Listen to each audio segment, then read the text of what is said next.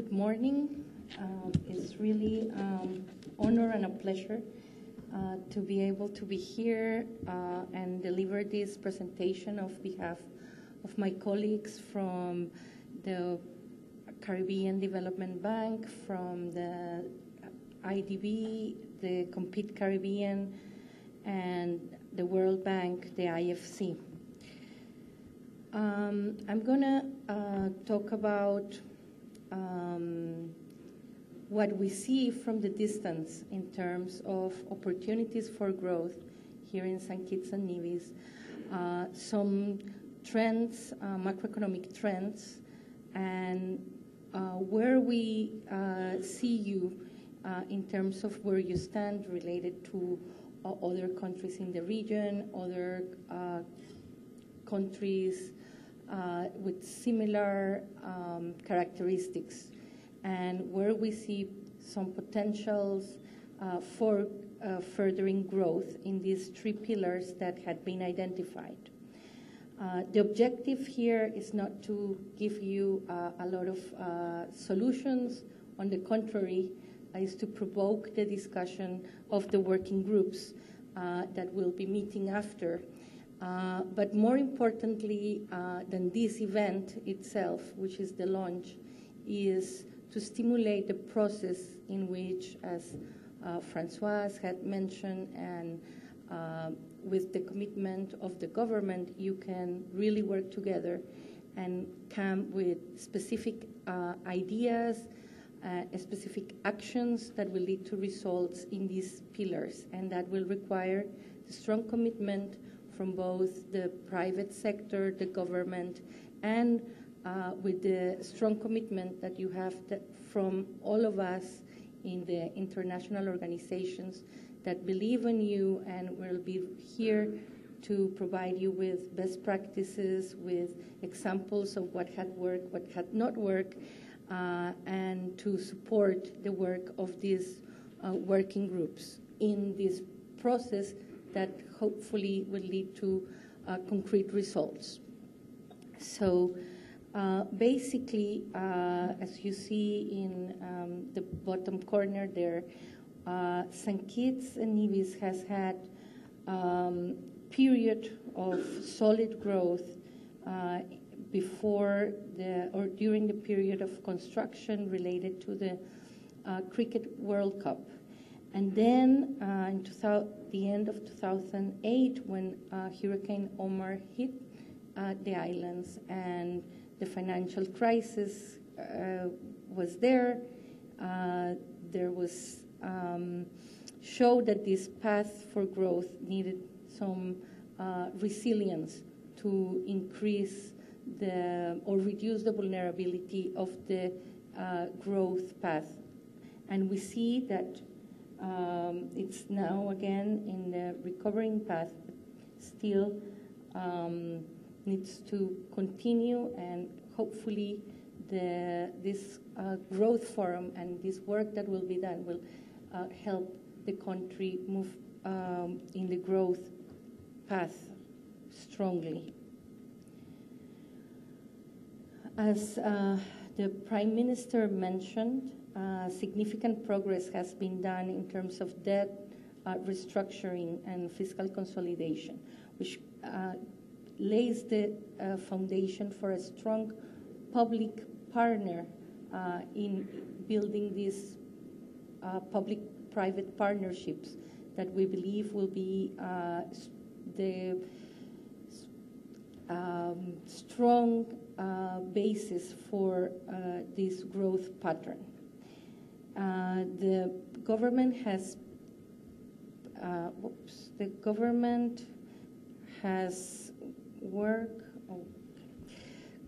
worked in the implementation of the land debt swaps, which is a vehicle that started and has the potential of really reducing the public debt to GDP, and it will be very important that this keeps in implementation so that solid foundation is built. In terms of foreign direct investments, St. Kitts had, as it's shown in this, by this data, strong inflows of FDI. However, these flows are volatile, so it's really important to consider this as a basis, but taking into account the volatility of these resources. As you can see, St. Kitts has been able to have the confidence of the international community, and this is something that you can have to your advantage in moving forward.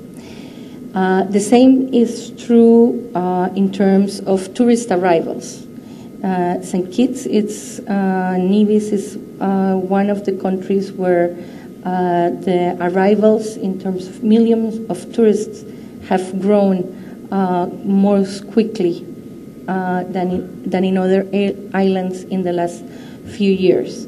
However, the composition of the tourists that are coming, something to consider. Usually those tourists that arrive in cruise ship spend less and have a smaller impact in terms of their expenditures to the economy, both direct and indirect, whereas those tourists that will stay in hotels, of course, have higher expenditures in the country and can serve better to strengthen the local economy.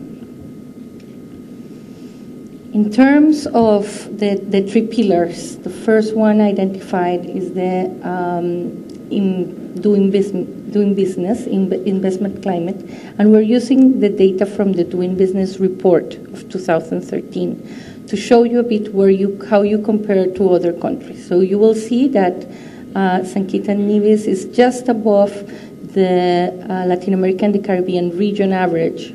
However, and we don't have here the average for the Caribbean, which is a bit higher, is doing better than the regional average. St. Kitts has then ample possibilities to move up.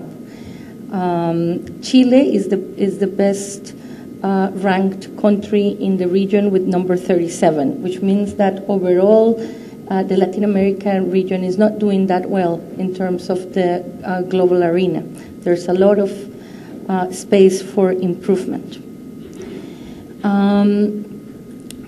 If you map the countries in the region, you would like to see St. Kitts in working groups so that you can see a path and progress towards this green space. There's also, in your building on the good, positive, that the complexity and the costs of doing business here for the firms is considered simple and cheap relatively to other countries.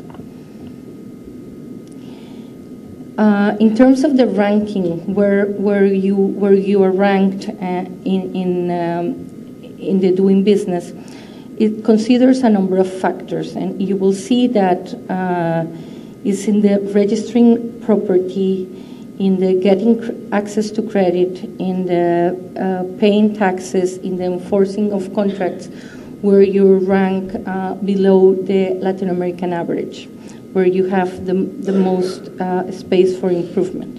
In terms of resolving insolvency, this rating is related, it appears as 0 just because there has not been any specific case in the last 5 years.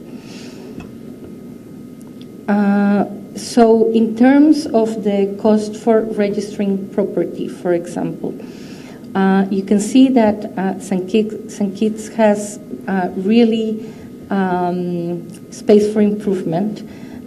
It's 2 times as costly when compared to the Caribbean average. And in terms of the number of procedures required to enforce a contract, it's again over the number of the regional average, and just keep in mind that the number average is high in Latin America. So not just being at the average, but basically it will be great if you can have actions to work on this.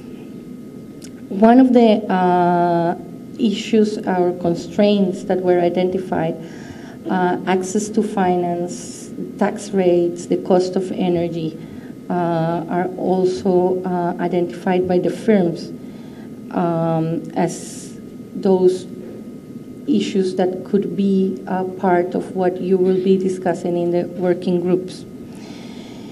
In terms of the electricity costs, as in many other islands, electricity depends heavily on imported oil. That it's a volatile market and has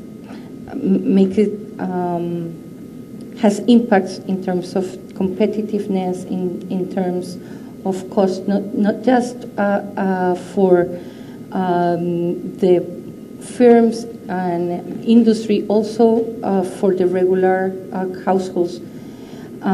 So thinking about or creating a strategy for diversification of the energy sector, so you can build on the use of renewables, and also increasing, thinking about how to increase economies of scale by having an integrated grid between the islands will really increase your chances and make it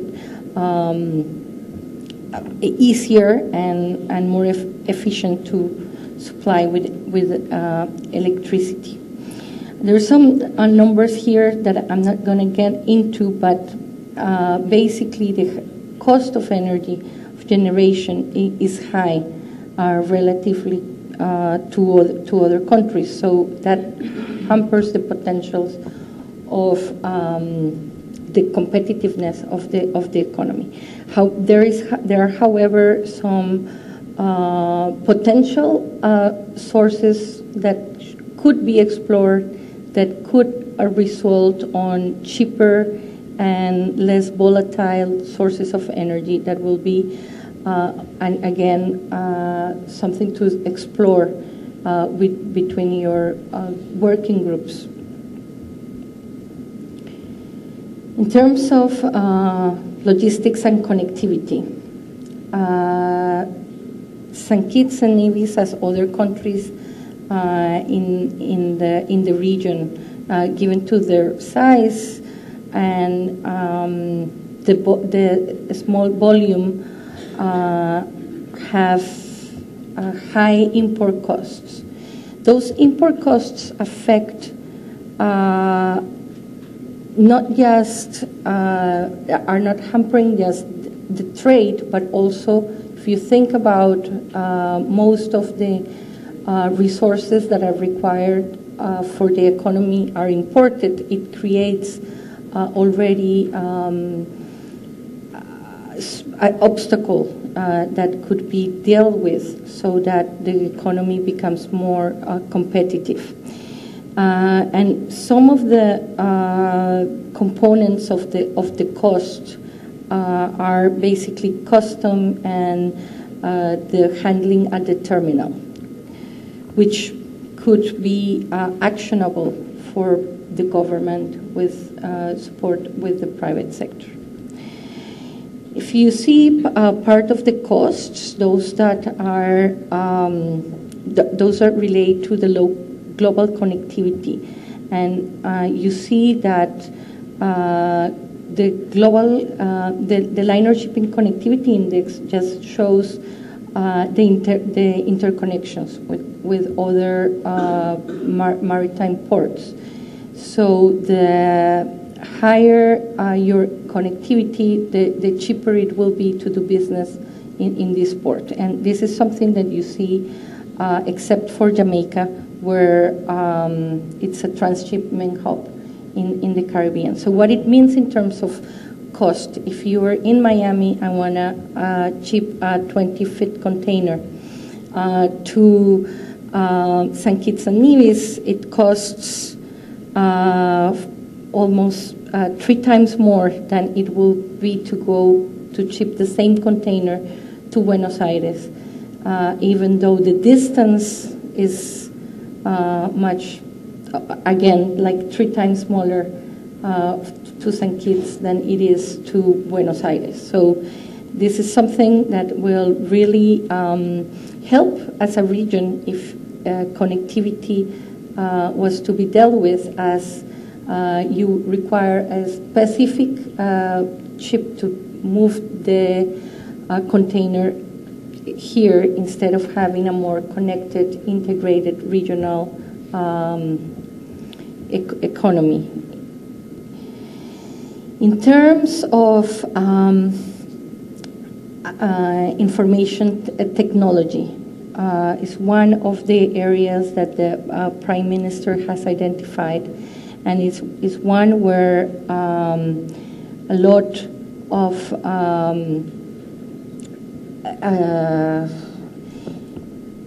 good positive spillover effects for not just in this sector but for the overall economy.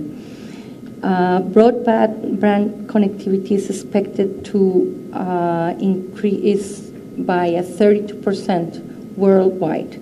And what is important is that this gap, and this is not St. Kitts, but in general the Caribbean, that you make efforts to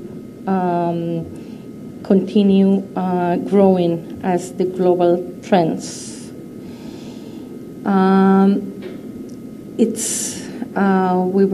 We've been told about this one laptop per child program, which is something that we consider probably one of best practice to be moved to other countries in the region.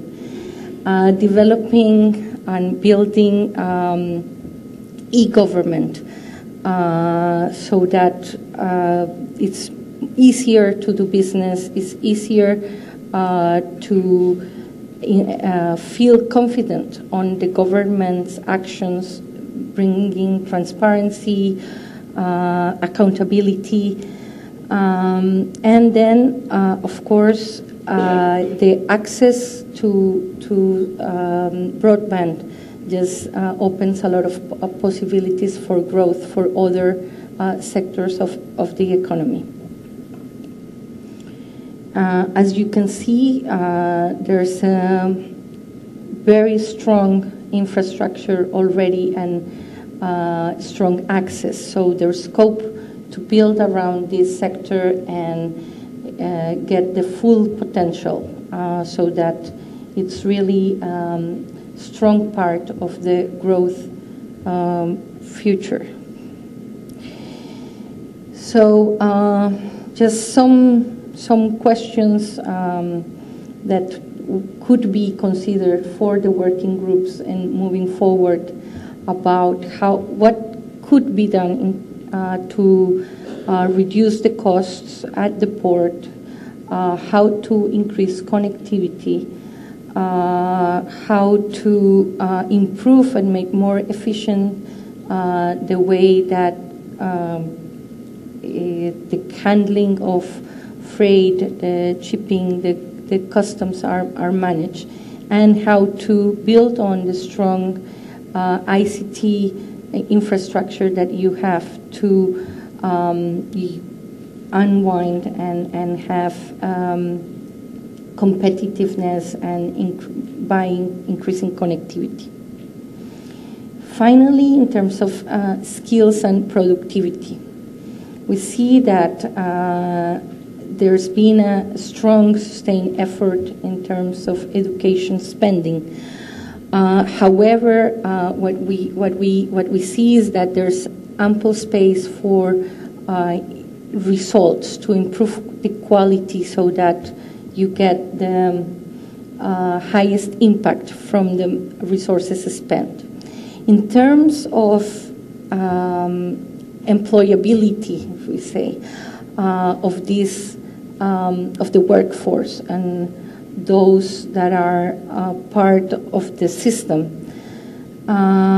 It's surprising to see that in many cases what employers are looking for are more the soft skills or the ability to work, more the attitude, the commitment, and this is something to be built on and to take into account. It will require strong partnership between the government, but also the society in general, so that the workforce is really responding and is the one that is needed, so that productivity levels can increase, and it's really a foundation for growth.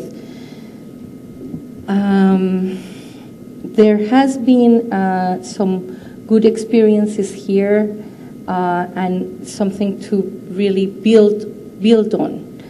And again, some questions for the working group that will be dealing with skills and productivity on how to ensure the workforce will be the one that St. Kitts and Nevis needs for getting into this growth path.